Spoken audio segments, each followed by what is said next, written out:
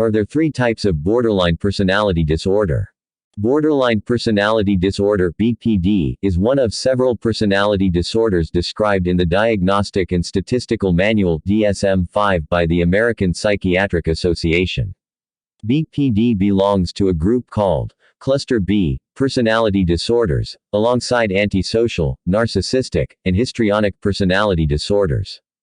These disorders are grouped together because they share common features of emotional dysregulation, alterations in sense of self, and a proclivity for erratic and dramatic cognition, behavior, and long-standing patterns of interpersonal relationship problems associated with insecure, often disorganized, attachment style. They are classified as disorders if and only if they are associated with chronic, clinically significant distress or dysfunction. The term borderline relating to personality has its origins in psychoanalysis. Stern, 1938, not as a diagnosis per se but as a description of personality organization, in the borderland between higher functioning neurosis and more profound psychosis. People with BPD tend to have difficulty reflecting on their own thoughts and behaviors. This difficulty with metacognition renders self-regulation more difficult and limits the therapeutic effectiveness of insight. Martin and Del Monte, 2023. While BPD is at times romanticized, even valorized, in the media because of the excitement that goes along with the heady, often exhilarating, ups, the downside of the disorder is too often tragedy and isolation. Folks with BPD are at significantly increased risk for suicide, significant physical and mental health difficulties, relationship and professional problems, and a slew of other adverse outcomes. What is borderline personality disorder?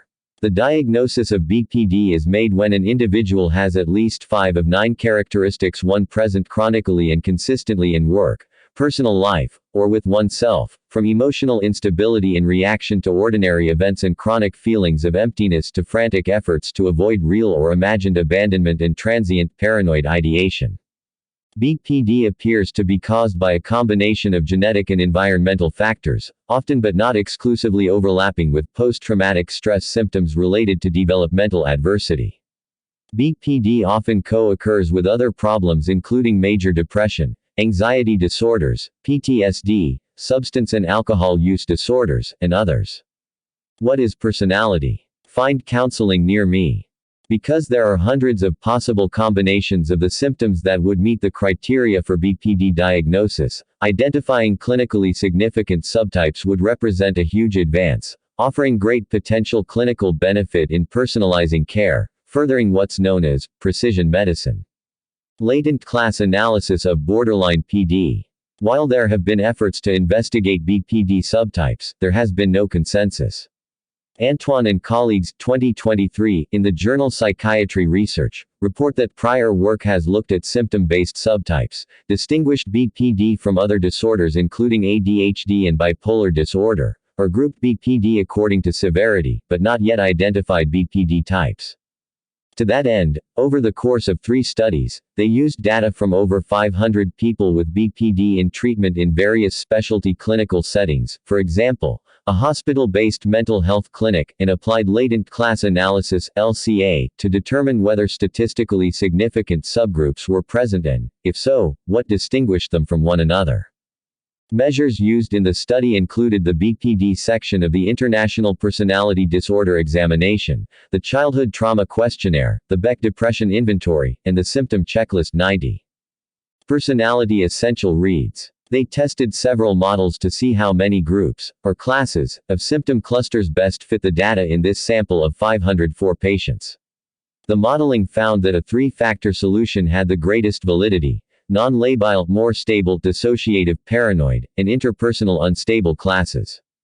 Non-labile 10.5%. People in this group showed less emotional dysregulation and were less likely to dissociate when distressed, with a tendency to impulsivity that did not quite reach statistical significance. This group had lower associations with childhood adversity, including sexual abuse. Dissociative paranoid 55.4%. Those in this group had substantially higher levels of dissociative and paranoid symptoms but had a more stable sense of self and were less likely to try and do anything to avoid abandonment. This class was associated with an increased risk of comorbidity, that is, having additional diagnoses over the course of a lifetime.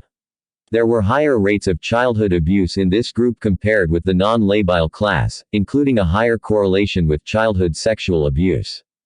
Interpersonally unstable 34.1%. This group had the highest level of frantic efforts to avoid abandonment, with increased symptoms of anger and aggression and relationship instability. There were higher rates of childhood abuse in this group compared with the non-labile class, including a higher correlation with childhood sexual abuse, albeit not as strong as among the dissociative paranoid group. Implications. The research, while preliminary, is notable for people with BPD, those close to them, and clinicians.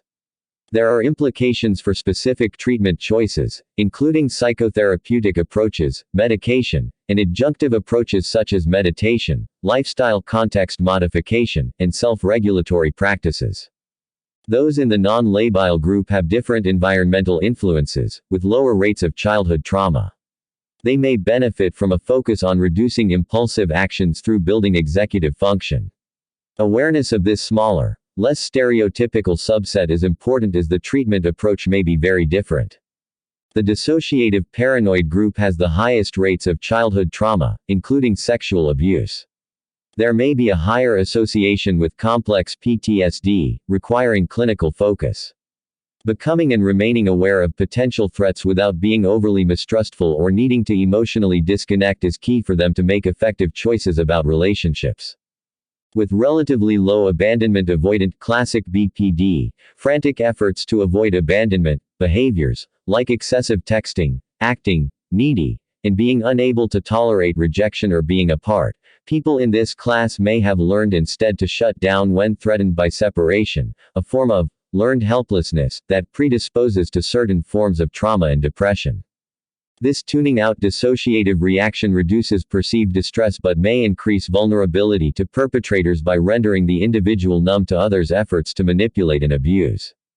Restoring awareness, emotional and cognitive, reduces revictimization and retraumatization by allowing us to recognize red flags in others, rather than getting attached to someone unlikely to bring health, happiness, and healing. The interpersonally unstable group was similar to the dissociative paranoid group in some ways, with higher rates of trauma and abuse, but the opposite regarding frantic efforts to avoid abandonment and a classic pattern point to they display splitting, or either or thinking, a tendency to flip from seeing others as all good or all bad, idealization and devaluation, and greater hostility and aggression, leading to relationship problems.